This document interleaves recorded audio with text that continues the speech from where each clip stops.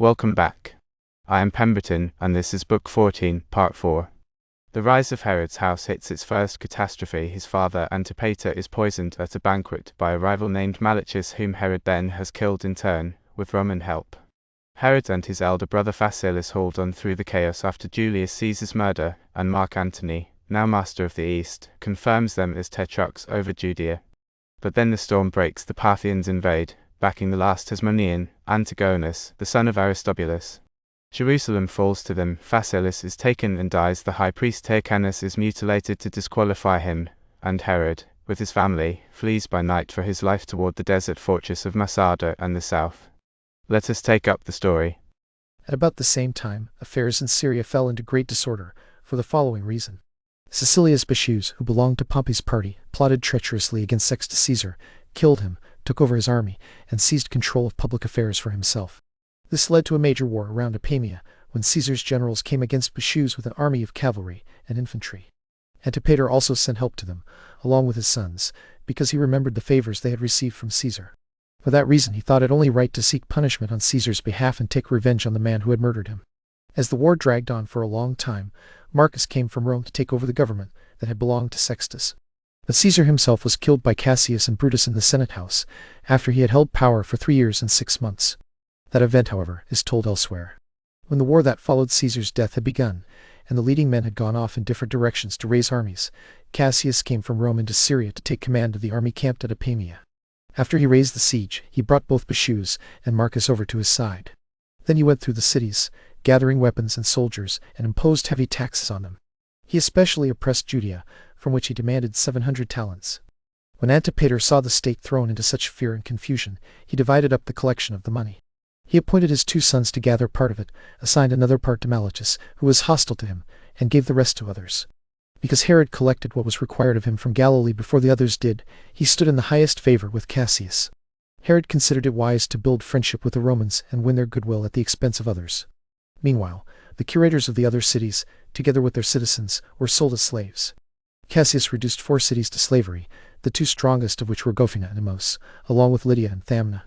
Cassius was even so angry with Malachus that he would have had him killed for attacking him, if Hyrcanus, through Antipater's help, had not sent Cassius 100 talents of his own money and so calmed his anger against Malachus. After Cassius left Judea, Malachus laid traps for Antipater, thinking that Antipater's death would preserve Hyrcanus's government. But Antipater learned of the plot. When he realized what was happening, he withdrew beyond Jordan and gathered an army made up partly of Arabs and partly of his own countrymen. Malachus, however, was very crafty. He denied that he had set any traps for Antipater, and defended himself with oaths both to Antipater and to his sons. He said that while Phasaelus held a garrison in Jerusalem, and Herod had the weapons of war in his custody, he could never even think of doing such a thing. Antipater saw the difficult position Malachus was in, reconciled with him, and made an agreement with him. This happened while Marcus was president of Syria. Marcus also saw that Malachus was stirring up trouble in Judea, and went so far that he nearly killed him, but at Antipater's intercession he spared him. Yet Antipater did not realize that by saving Malachus he had saved his own murderer. By this time Cassius and Marcus had gathered an army, entrusted its entire management to Herod, made him general of the forces of Celesyria, and gave him both a fleet of ships and an army of cavalry and infantry. They also promised him that after the war was over they would make him king of Judea, for war had already begun between Antony and the younger Caesar. But Malachus feared Antipater more than anyone, so he removed him from the way. He offered money to the butler of Hyrcanus, with whom both he and Antipater were to dine, and persuaded him to kill Antipater by poison. After this was done, Malachus brought armed men with him and settled the affairs of the city. When Antipater's sons, Herod and Phasaelus, learned of the conspiracy against their father, they were furious. Malachus denied everything and completely disclaimed any knowledge of the murder. So Antipater died, a man distinguished for piety, justice, and love for his country. One of his sons, Herod, immediately resolved to avenge their father's death, and was preparing to march against Malachus with an army. But Phasaelus, the elder son, thought it better to get Malachus into their hands by strategy, so that they would not seem to be starting a civil war in the country. Therefore he accepted Malachus's defense, pretended to believe that he had taken no part in the violent death of their father Antipater, and built a fine monument for him. Herod also went to Samaria. When he found the people there in great distress, he revived their spirits and settled their disagreements. A little later, as a festival was approaching, Herod came with his soldiers into the city. Malachus became frightened and persuaded Hyrcanus not to allow him to enter. Hyrcanus agreed, and used as his excuse that a crowd of strangers should not be admitted while the multitude was purifying itself. But Herod paid little attention to the messengers sent to him. He entered the city by night and terrified Malchus. Even then Malchus did not abandon his earlier pretense. He wept for Antipater and loudly mourned him as though Antipater had been his friend. Herod and his friends thought it best not to contradict Malchus's hypocrisy openly, but instead to show him signs of friendship in return, so that he would not suspect them. Herod then sent word to Cassius and informed him of his father's murder. Cassius, knowing what kind of character Malchus had, sent back instructions that Herod should avenge his father's death. He also privately sent orders to the commanders of his army at Tyre, telling them to assist Herod in carrying out a very just design. When Cassius had taken Laodicea, everyone came together to him and brought him garlands and money. Herod thought Malchus could be punished while he was there. But Malchus became somewhat afraid of the situation and planned some major move. Because his son was then being held as a hostage at Tyre, he went to that city, intending to steal him away secretly, and then march from there into Judea. Since Cassius was hurrying to march against Antony, Malchus thought he could make the country revolt and gain the government for himself. But Providence opposed his plans. Herod was shrewd, and when he understood what Malchus intended, he sent a servant ahead to Tyre. Outwardly, the servant was sent to prepare a supper, since Herod had previously said he would feast them all there. In reality, he was sent to the army commanders, whom Herod persuaded to go out against Malchus with their daggers. They went out, met Malchus near the city on the seashore, and stabbed him there. Hyrcanus was so astonished by what had happened that he could not speak. After some difficulty he recovered himself and asked Herod what the matter was, and who had killed Malchus. When Herod said it had been done by Cassius's command, Hyrcanus praised the action, saying that Malchus had been a very wicked man, and one who had plotted against his own country. This was the punishment Malchus received for the wicked thing he had done to Antipater. After Cassius marched out of Syria, disturbances arose in Judea. Felix, who had been left at Jerusalem with an army, made a sudden attack on Phasaelus, and the people themselves rose in arms. Herod went to Flavius, the prefect of Damascus, wanting to hurry to his brother's aid, but he was held back by an illness that seized him. Meanwhile Phasaelus by himself proved too strong for Felix. He shut him up in the tower, and then dismissed him under certain conditions. Phasaelus also complained about Hyrcanus, saying that although Hyrcanus had received many benefits from them, he still supported their enemies.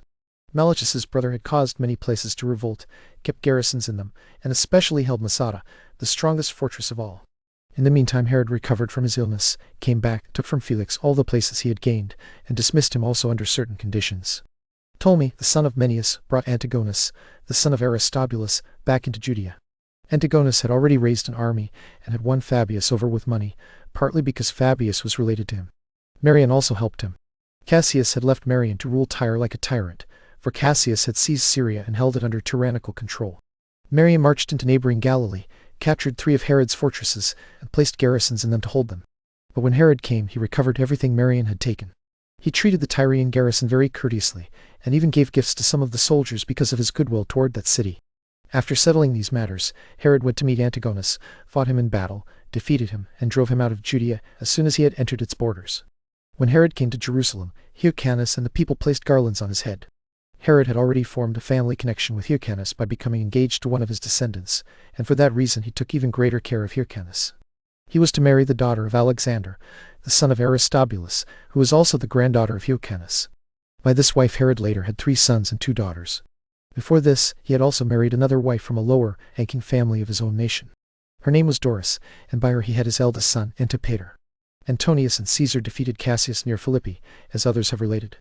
After the victory, Caesar went into Gaul, that is, Italy, and Antony marched into Asia. When he arrived in Bithynia, ambassadors from every region came to meet him. The leading men among the Jews also came there to accuse Phasaelus and Herod. They said that Hyrcanus had only the outward appearance of ruling, while Phasaelus and Herod held all the real power. But Antony showed great respect to Herod, who had come to defend himself against his accusers. Because of this, Herod's opponents could not even obtain a hearing. Herod had gained this favor from Antony by giving him money. Still, when Antony came to Ephesus, Hyrcanus the high priest and our nation sent an embassy to him with a crown of gold. They asked him to write to the governors of the provinces, ordering them to free the Jews whom Cassius had carried away as captives even though they had not fought against him, and to restore the territory that had been taken from them in Cassius's time. Antony judged the requests of the Jews to be just, and he immediately wrote to Hyrcanus and to the Jews. At the same time he also sent a decree to the Tyrians, saying the same things. Marcus Antonius, imperator, sends greetings to Hyrcanus the high priest and ethnarch of the Jews. If you are well, that is good. I also am well together with the army. Lysimachus, the son of Pausanias, Josephus, the son of Menneus, and Alexander, the son of Theodorus, your ambassadors, met me at Ephesus. They renewed the embassy that they had formerly carried out at Rome, and they have faithfully performed the present embassy that you and your nation entrusted to them. They have fully explained the goodwill you have toward us. I am therefore convinced, both by your actions and by your words, that you are well disposed toward us, and I understand that your way of life is steady and religious. Therefore I count you as belonging to us. But when those who were enemies both to you and to the Roman people spared neither cities nor temples, and did not keep the agreement they had confirmed by oath, we took vengeance on the men responsible for great injustice toward human beings and great wickedness toward the gods. We did this not only because of our own struggle against them, but for the common sake of all mankind. Because of this, we suppose, the sun turned its light away from us, as if it were unwilling to look upon the dreadful crime they committed against Caesar. We have also overcome their conspiracies, which threatened the gods themselves. Macedonia received those conspiracies, being a region especially suited to impious and insolent attempts.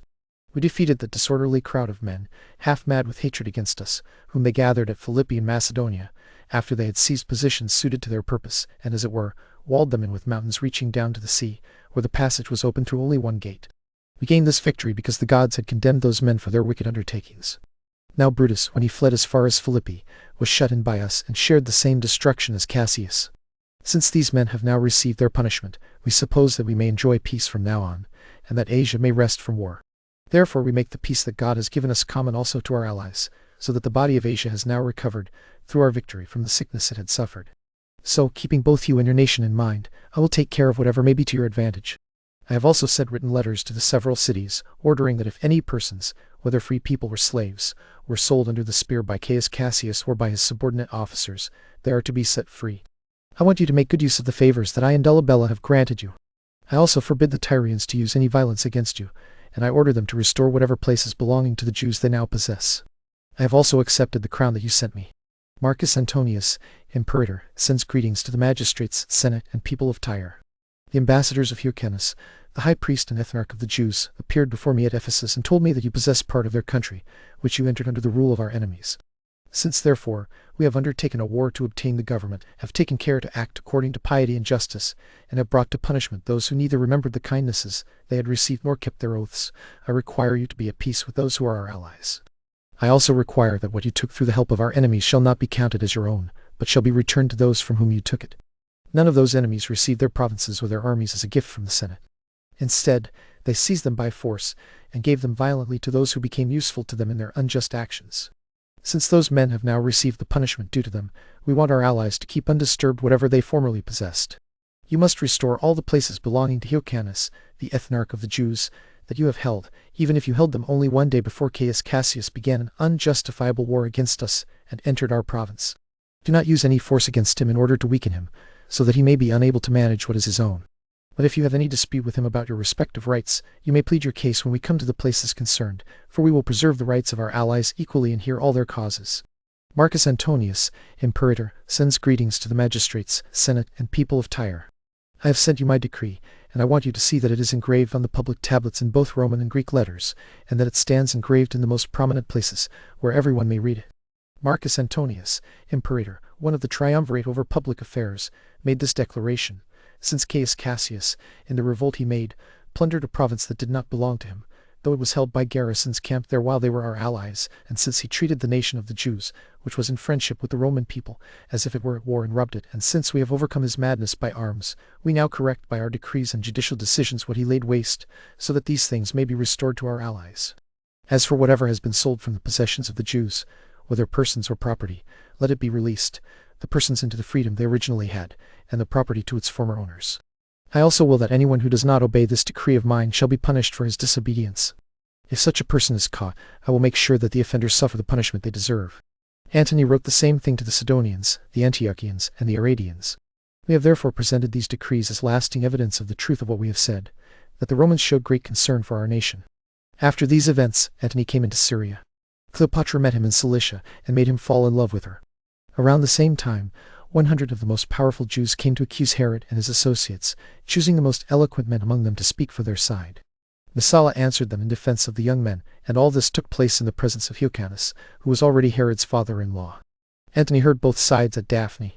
Then he asked Hyrcanus who governed the nation best, Herod and his friends. Because Antony had an old bond of hospitality and friendship with Herod's father, Antipater, from the time when Antony had served with Gabinius, he appointed both Herod and Phasaelus as Tetrarchs. He entrusted the public affairs of the Jews to them and wrote letters to confirm it. He also bound 15 of their opponents and intended to put them to death, but Herod obtained their pardon. Yet when these men returned, they still did not keep quiet.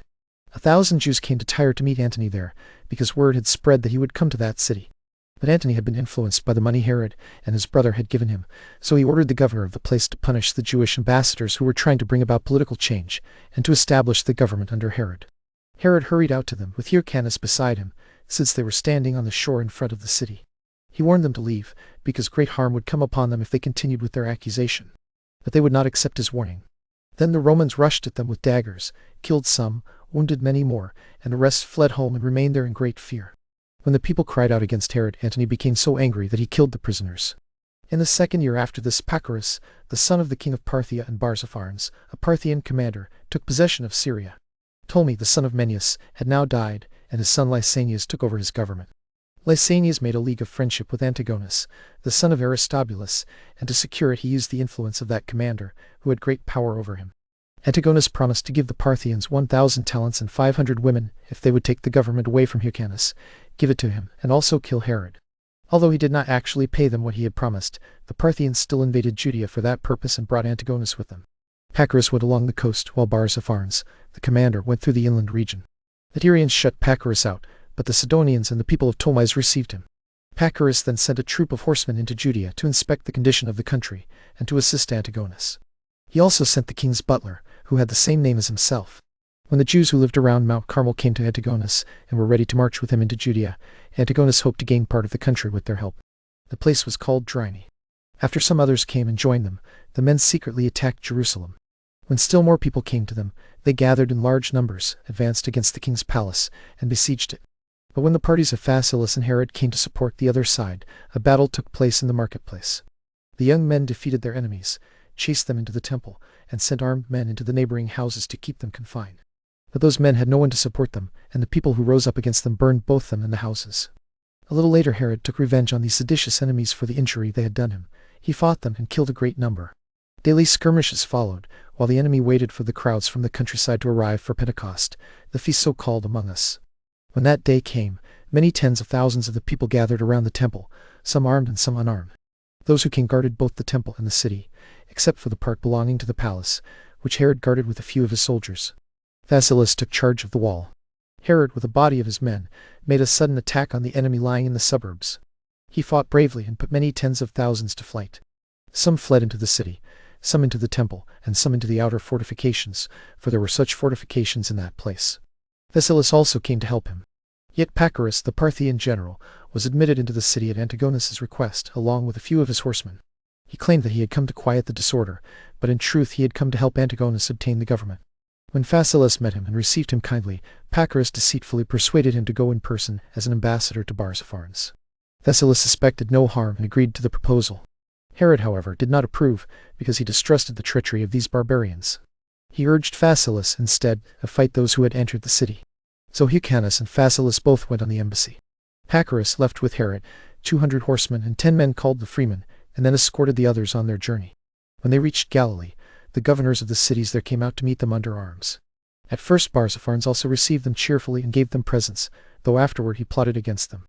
Phasaelus and his horsemen were then escorted to the seashore.